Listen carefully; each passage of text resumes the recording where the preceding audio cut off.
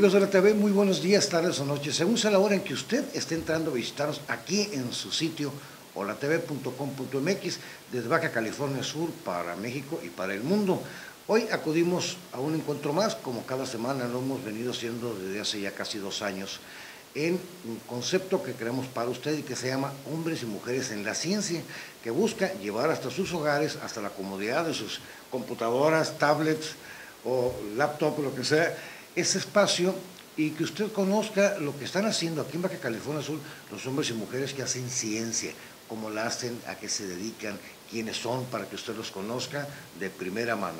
Y bueno, hoy tengo el gusto de estar platicando con una bióloga marina que está haciendo un doctorado aquí en la Universidad Autónoma de Baja California Sur, México, la doctora Mónica Georgina Rivera, que nos acompaña este día para platicarnos qué es lo que está haciendo. Doctora, gracias por acompañarnos. ¿Qué le parece si empezamos platicando de dónde es usted? Yo soy originaria del estado de Sinaloa. Sí. Me vine a La Paz a estudiar la carrera de biología marina, que en aquel momento, hace unos ayeres, era la única universidad que ofrecía esta carrera. ¿De qué parte de Sinaloa es usted? De Culiacán. Mire, conozco Culiacán, muy bonito lugar, un poco agitadón, pero muy bonito. ¿Y hace cuántos años se vino por acá? 24 años tengo. Cuando La Paz era muy tranquila todavía, Sí, era más paz de lo que ya es ahora. La Paz era paz. La Paz. La pregunta que me surge así de momento es, ¿por qué estudiar biología marina? No sé, habiendo tantas áreas del conocimiento, ¿por qué biología marina particularmente, doctora? Pues siempre tuve un gusto por las cosas vivas. La materia de biología en secundaria, en preparatoria eran mis favoritas. Los maestros siempre me ponían 10 y era así como que la alumnita brillante, sobre todo en esa materia. Particularmente me gustaba mucho la biología. Una vez tuve, pues yo soy de un pueblo, en realidad soy de un pueblito muy pequeño que se llama Pericos, y pues alejado completamente del mar, ¿no? Entonces nosotros íbamos al mar una vez al año y me encantaba. Yo lo disfrutaba mucho. Yo esperaba con ansia las vacaciones de Semana Santa para ir al mar. Oiga, qué padre. Tan impresionante, y nos metíamos y nos bañábamos, lo disfrutábamos mucho. Me gustaba mucho. Tuve la oportunidad de conocer La Paz, de venir a La Paz, porque mi hermana vivía aquí cuando yo estaba en la preparatoria. Y por primera vez me puse un visor en la cara y metí la cabeza al mar y quedé impactada. Y dijo, de aquí soy. Sí, o sea, ¿qué es esto? Sí, impresionante. Yo nunca había visto algo así y me fascinó. ¿Sí? Regresé a terminar la preparatoria y ya tenía claro que quería venirme a La Paz a estudiar el mar. Llega aquí a la Universidad Autónoma de California, hace la licenciatura. La licenciatura en Biología Marina. Me imagino que presentó una tesis en tu licenciatura. ¿Sobre qué tema era? Mi tesis de licenciatura, yo creo que muchos doctores tal vez coincidan conmigo, la tesis de licenciatura es como la más bonita. Claro. Y yo trabajé con algas. Mire qué bien, y hay bastantes tipos aquí de algas, ¿eh? Sí, muchísimas. Termina su especialidad, me imagino que se mete de lleno a convivir con las algas. De ahí viene la idea tal vez de hacer un posgrado, una maestría. ¿Sigue la misma línea con la maestría? Sí, sigo trabajando con algas, pero un poquito, un nivel de complejidad superior. Me voy a la maestría a Sisimar del IPN y empecé a trabajar con algas también, pero con poblaciones de algas. En la licenciatura fueron individuos con los que trabajaba, el crecimiento, cómo crece un individuo, cómo crecen los individuos. Y en la maestría dije, bueno, quiero abordar aspectos de la población y trabajé con una especie que se llama Sargassum lapasianum, que hay, si vamos por la playa Antes del verano, pues vemos los mantos de sargazo que se ve todo cafecito sobre el agua. Con bolitas, ¿no? Con bolitas, que es el con que comen flotadores. Los pescados les gusta mucho. Sí, hay muchos peces ahí en el sargazo. Es una zona de refugio y de alimentación y claro. es muy importante. Y también tiene un gran potencial para su explotación el sargazo. Claro. Ok, termino su maestría y ahora dice, ahora me voy a meter el doctorado. ¿Es sobre la misma línea de investigación? No. Ah, caray, a ver, ahí cuéntenos. Di un pequeño giro. Ajá. Porque me gustaba mucho la ecología, pero me empezó a entrar una especie de crisis de, ¿y esto para qué sirve? ¿No? Es claro. Lo que nosotros llamamos ciencia básica, que es muy importante porque es sobre lo que se funda todo, ¿no? Necesitamos el conocimiento básico. Sin embargo, muchos tenemos esa necesidad de quiero algo que sirva ya. Sí, que pueda aplicarse inmediatamente, sí, ¿no? Sí, no, bueno, tal vez en un futuro cuando las algas estas que yo estudié tengan un aprovechamiento, mis resultados van a ser útiles. Claro. Pero por el momento su utilidad se quedó en un artículo, ¿no? En una tesis, en un artículo y en información que sirve para las nuevas generaciones para aumentar sus conocimientos, pero aún no se aprovecha, no se aplica. Platicando con otros doctores, perdón que le interrumpa, doctora, en otras entrevistas se tocó el tema de las algas con algunos especialistas también de aquí de esta institución y comentaban, bueno, el enorme potencial que tienen desde el punto de vista alimentario para la humanidad, o sea, es el jardín marino del planeta, ¿no? Y países como China, posiblemente los japoneses, con la famosa alga que usan para el sushi. Para el sushi, que es alga totalmente natural. La han aprovechado. ¿Por qué en México no se aprovecha? O en Baja California Sur, para no irnos muy a lo macro, ¿no? ¿Qué pasa en Baja California Sur? ¿No la conocemos? ¿No hay información? ¿No hay la tecnología para procesar? Por un lado, son otro tipo de algas, pero también la cultura. ¿No? La cultura de qué es lo que estamos acostumbrados a comer. Exacto. Probablemente la gran diversidad o las cosas diferentes a las que tenemos acceso para alimentarnos, nos han acostumbrado a otras cosas. Entonces no tenemos cultura de comer, de consumir algas, las algas, y son muy buenas. También en sopas son deliciosas. Claro. ¿No? Lo hemos probado en algunas degustaciones que cocinan en arroz y esto, pero no tenemos esa cultura del consumo. No es que no haya.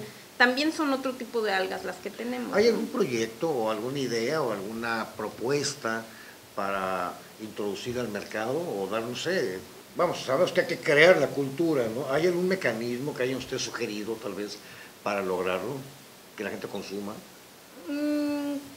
En Sicimar yo conozco que tienen proyectos y cuando son las ferias de la ciencia presentan algunas ideas, por ejemplo, han hecho churritos y chicharrones con algas.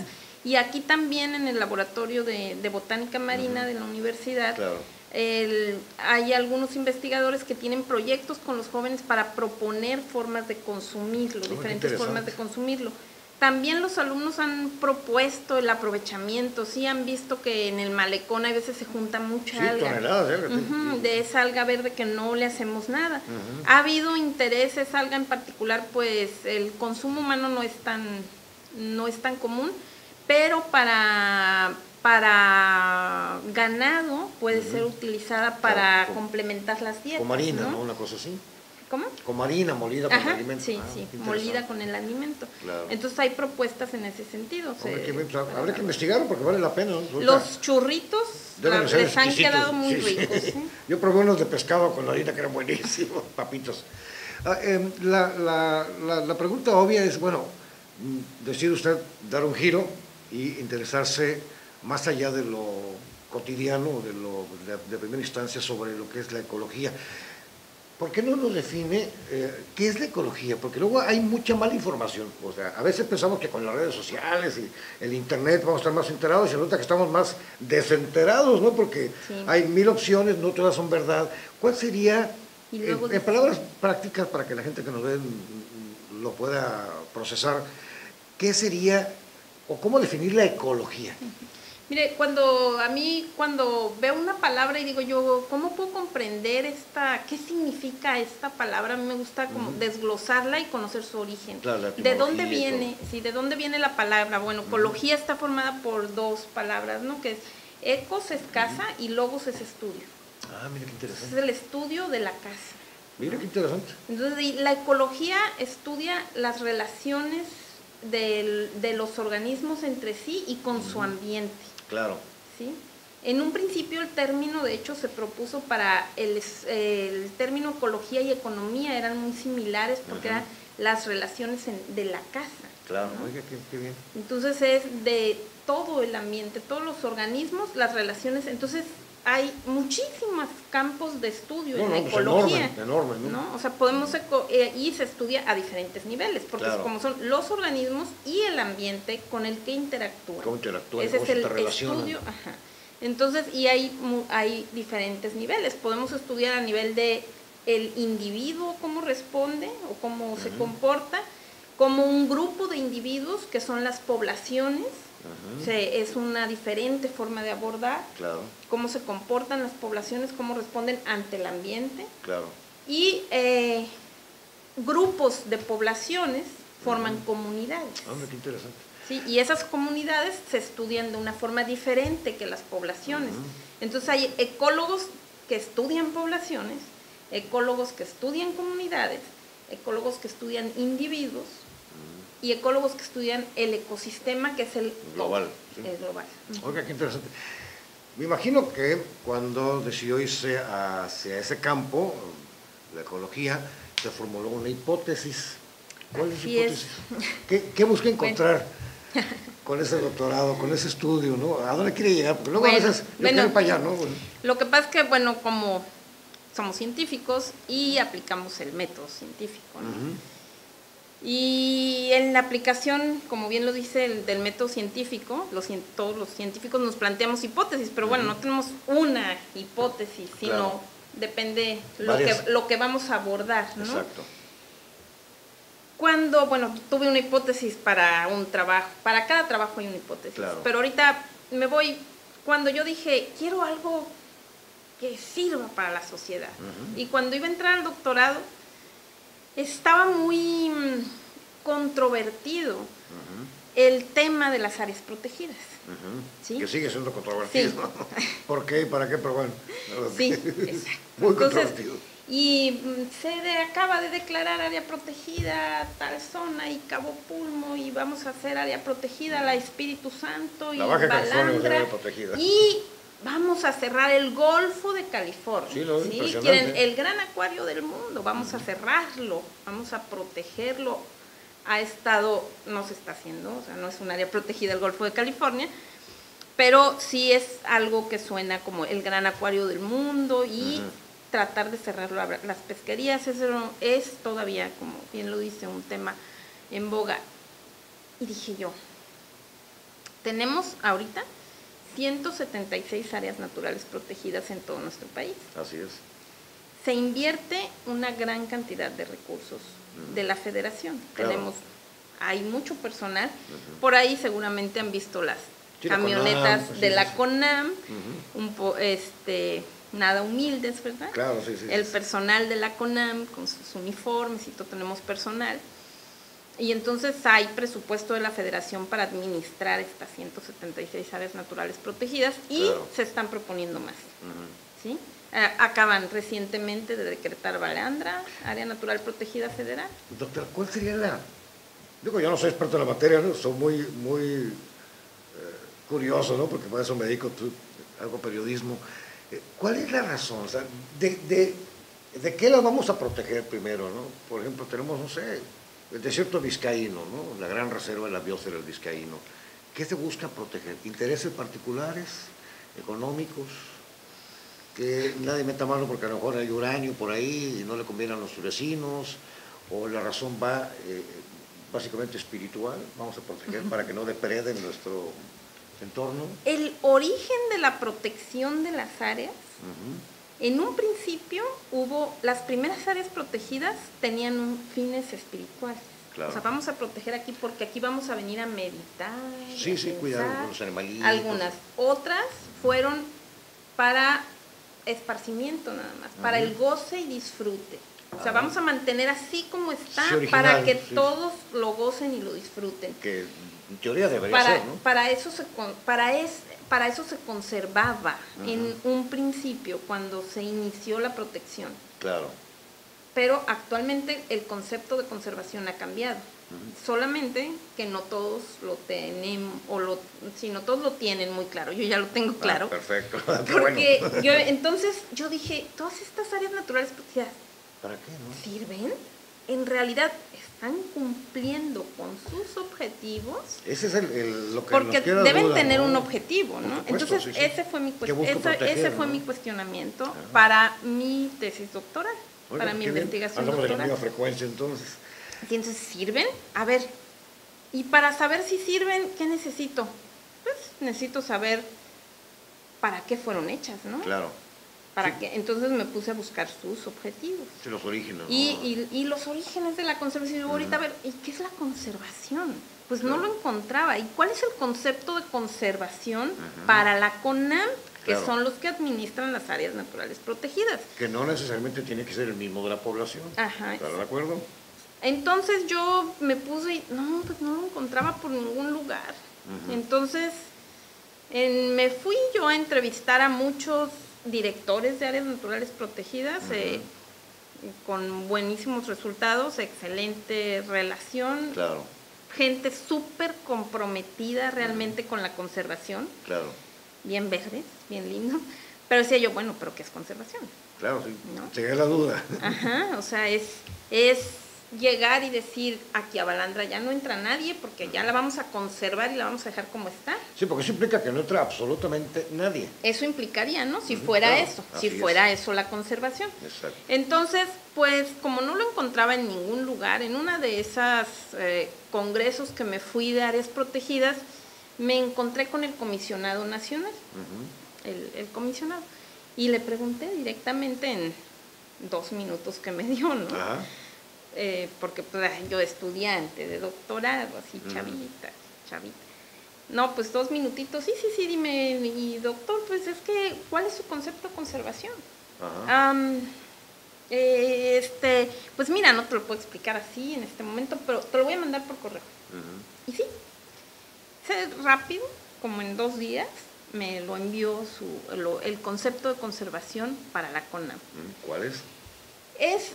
Dicen, la conservación es, el concepto moderno de conservación es la forma de alcanzar el desarrollo sostenible.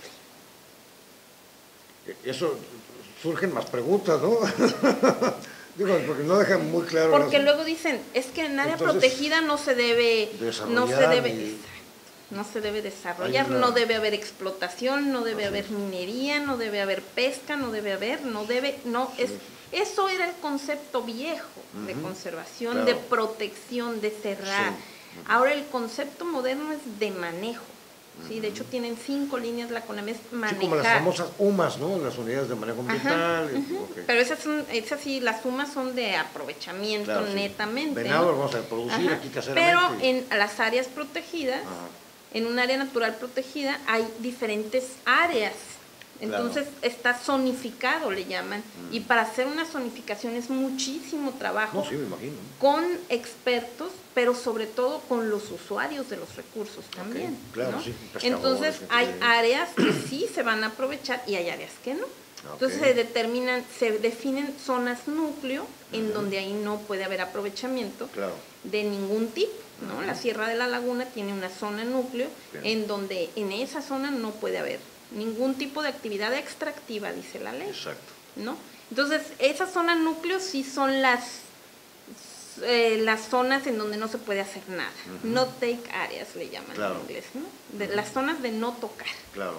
Pero las zonas núcleos son pequeñas, en realidad, ¿no? Comparado con un área natural protegida como la Reserva de la Biosfera del Vizcaíno, que es grandísima, enorme, ¿no? Sí. Entonces, tiene una pequeña área que es de no tocar solamente. Claro. Entonces, y en lo demás, ¿qué hay que hacer? Manejar. Dice, para alcanzar el desarrollo el desarrollo sostenible. ¿Y qué es eso? Claro, sí. Sí, porque hablar de desarrollo sostenible pues es muy relativo, ¿no? Sí. Muy ambiguo. Muy ambiguo. Muy ambiguo, ¿no? Sí. Sí, bueno, cada vez tenemos más ayuda, apoyo de los expertos también, porque cuando se propuso esto del desarrollo sostenible, pues fue bien bonito, ¿no? O sea, sí, satisfacer las necesidades de las generaciones actuales, claro, sin poner en riesgo la satisfacción de las necesidades de las sin generaciones recursos, futuras. ¿no? Exacto, o sea, vamos a usar, pero vamos a heredar algo bien. Moderadamente, ¿no? Claro, es como sacar como quitar un árbol, pero plantando otro. Ajá, y entonces dicen, ¿y cómo lo vamos a obtener? ¿Cómo? Entonces, bueno, también viene la Agenda 21, que es un plan de acción y recomendaciones de cómo hacerle. Entonces hay recomendaciones en muchas áreas, ¿no? Claro. Por ejemplo, en turismo, ¿qué debemos hacer para que sea turismo sostenible? En pesca, ¿qué debemos hacer? Sí, en agricultura. En agricultura, en madera, ¿qué debemos hacer? Ajá, entonces, ¿es congruente esta nueva forma con la idea que traía usted? No, yo no tenía una idea preconcebida. Claro.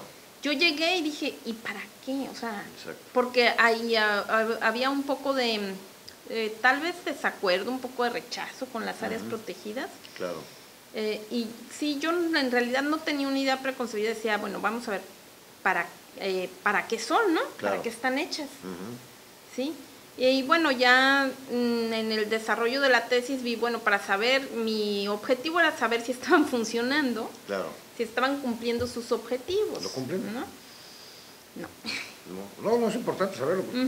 Bueno, como están diseñadas, desafortunadamente, los documentos oficiales, como están planteados los objetivos, en mis conclusiones de mi trabajo fue que no se pueden evaluar porque no están diseñados apropiadamente, no son medibles, no son alcanzables en tiempo, no tienen las características que deben de tener para saber si se cumplen o no, son demasiado ambiguos, demasiado grandes y no podemos decir, no, es que se está trabajando.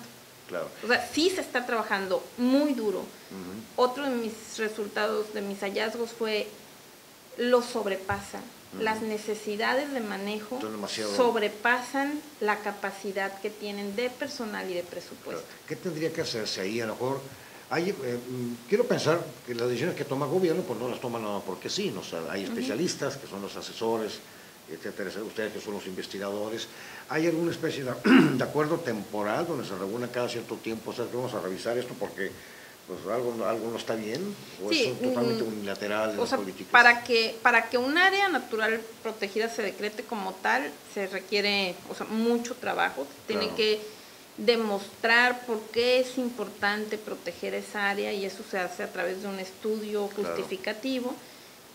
Sale a consulta pública, es muchísimo trabajo. Una vez que se implementa el área protegida, se forma un consejo asesor del área protegida, y ese consejo asesor debe de tener reuniones periódicas.